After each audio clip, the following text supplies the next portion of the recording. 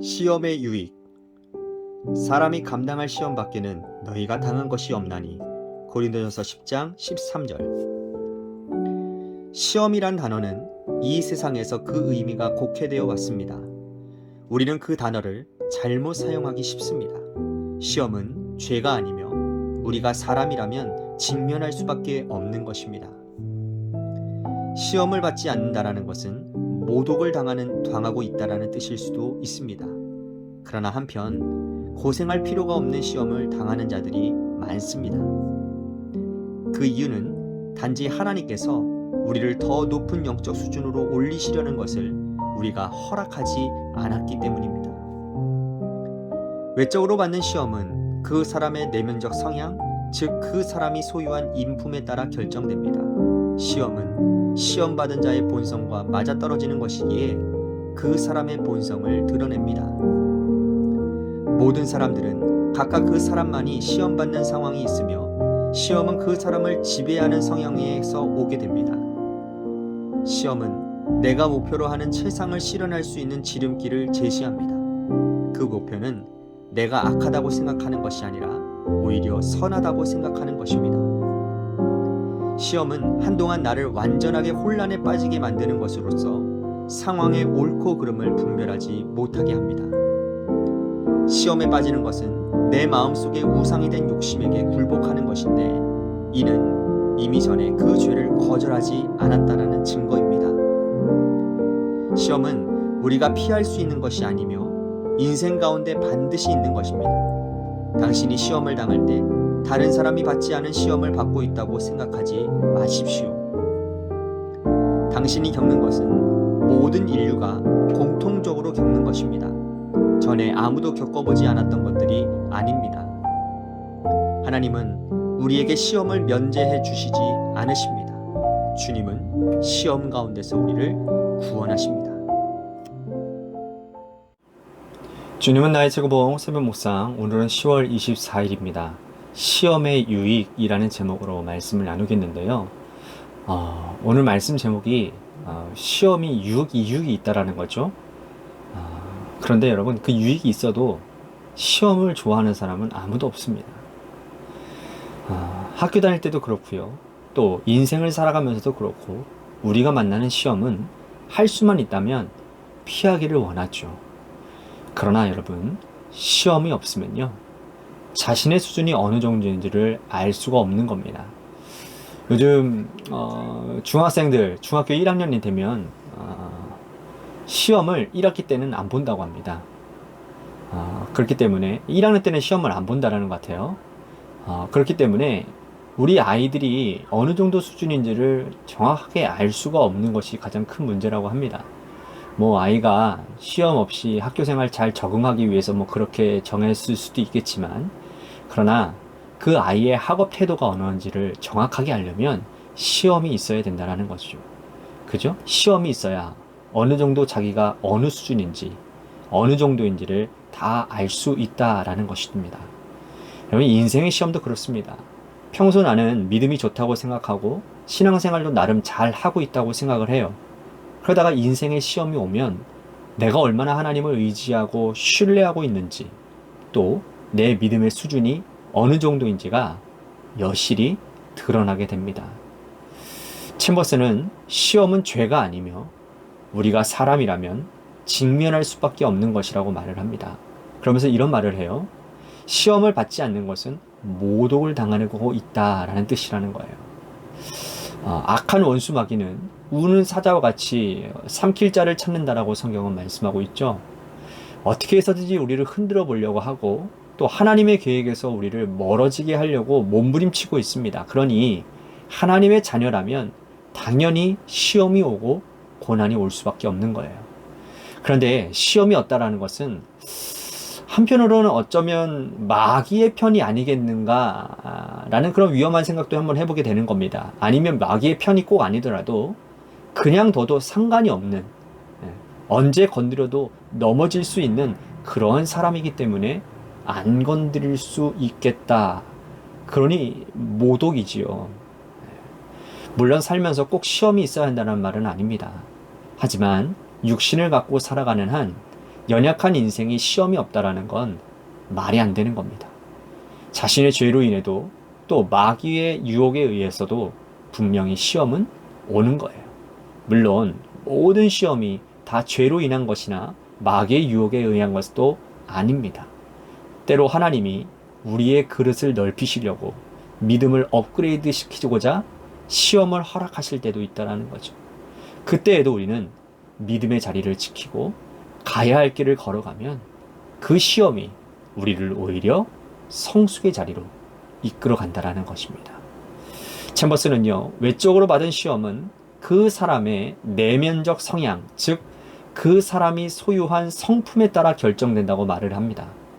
시험은 시험받은 자의 본성과 맞아떨어지는 것이기에 그 사람의 본성을 드러낸다라는 거예요. 이 말은 평소에 자신이 갖고 있는 성향이 시험을 불러온다라는 말입니다.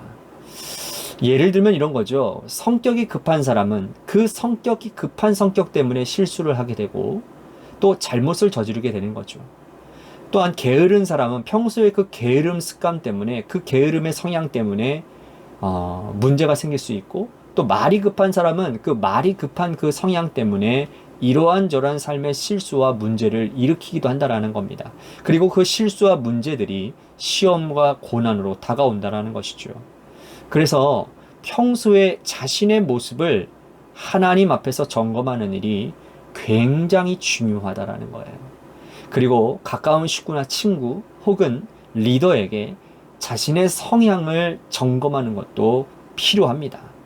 내가 말에 실수가 있는지 없는지, 자신이 가진 성격 때문에 다른 사람들에게 상처를 주고 있지는 않은지, 이런 것들에 대해서 말이죠. 그러면 많은 부분에서 우리는 실수를 줄일 수 있고 또 시험을 막을 수도 있을 것 같아요. 챔버스는 시험에 대해 이런 말을 해요. 시험은 내가 목표로 하는 최상을 실현할 수 있는 지름길을 제시한다고요. 그 목표는 내가 악하다고 생각하는 것이 아니라 오히려 선하다고 생각하는 것이라는 거죠. 그러면서 시험에 빠지는 것은 내 마음속에 우상이 된 욕심에 굴복하는 것인데 이는 이미 전에 그 죄를 거절하지 않았다라는 증거라고 말을 합니다. 그렇습니다. 욕심이 들면요, 선악간의 분별이 잘 안 돼요. 아니, 생각조차 안 하려고 합니다. 그리고 그 길을 가지요. 지혜는 말씀과 상황을 보고 멈추는 것인데 말이죠. 그런데 욕심을 선택하면 결국 그 대가를 치르게 되고 시험을 통해 정신을 차리게 될 것입니다. 그러니 시험이 유익인 것이죠. 우리를 영적으로 돌이키니 말입니다. 챔버스는요, 묵상 마지막에서 굉장히 중요하면서도 아주 정확한 말을 합니다. 시험은 우리가 피할 수 있는 것이 아니며 인생 가운데 반드시 있는 거랍니다. 당신이 시험을 당할 때 다른 사람들이 받지 않는 시험을 나 혼자 받고 있다고 생각하거나 또한 당신이 겪는 것이 모든 인류가 공통적으로 겪고 있다는 것, 전에 아무도 겪어보지 않은 것들이 아니라고 말을 하고 있는 거예요. 정말 그렇습니다. 여러분, 시험에 들면 나만 힘든 것 같고 또 나만 이런 일 겪는 것 같아요. 다른 사람들은 다 행복한 것 같고 하는 일마다 다 잘 되는 것 같은데 나만 아닌 것 같다라는 거예요. 그러나 아니에요. 여러분, 다 힘듭니다. 문제 없는 가정 없고요. 문제 없는 인생 없어요. 다 경험했던 시험이고 다 겪어봤던 일이라는 거예요.